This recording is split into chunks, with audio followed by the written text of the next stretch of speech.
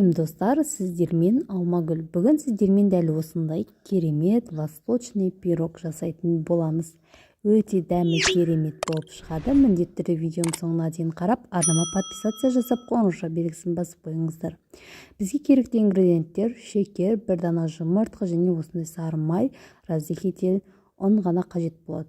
Осылай електен өткізілген ұнымызға майымызды салып, крошка тәрізді етіп, екеуін жақсылап араластырып алатын боламыз.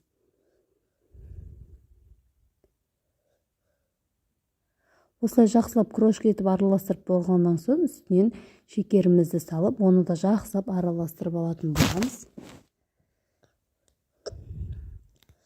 Жақсылап араластырып алғаннан соң, оның үстінен бір дана жұмыртқамызды жарып, салып алатын боламыз.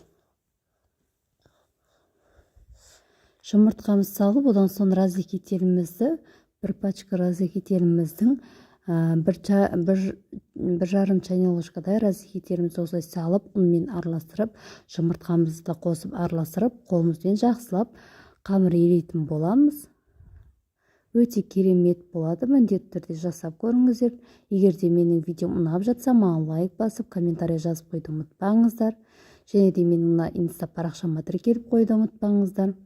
Дәл осылай тиктокқа жазсаңыздар, менің тикток парақшам да шығады, оған да тіркеліп қойды ұмытпаңыздар. Қарапайым, өте жеңіл рецепттермен бөлісемін.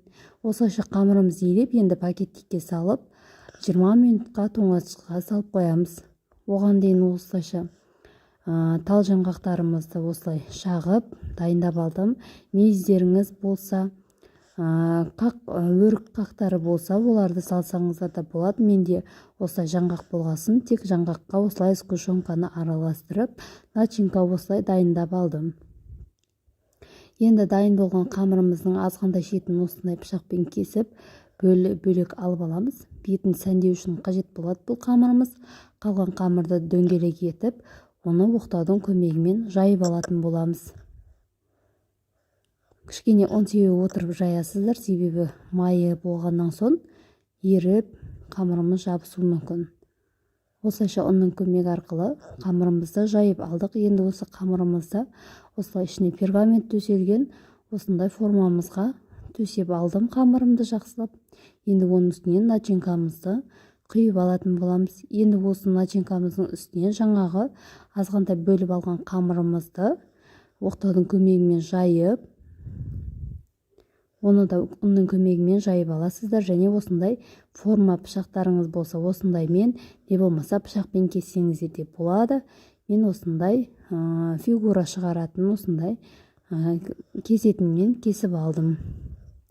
Енді осымен барлығын кесіп алғаннан соң, енді осылайша барлығын пирогымның бетін сәндеп алатын боламын. Негізінде сәндемесеңіздер де болады. Мен бірақ осылай сәндегенді қаладым. Менің видеом сіздерге ұнаған болса, арнамды жоғалта алмас үшін маған подписация жасап, қоңырауша белгісін басып қойыңыздар. Және де менің видеом ұнаған болса, лайк, комментарий жазып қойды ұмытпаңыздар.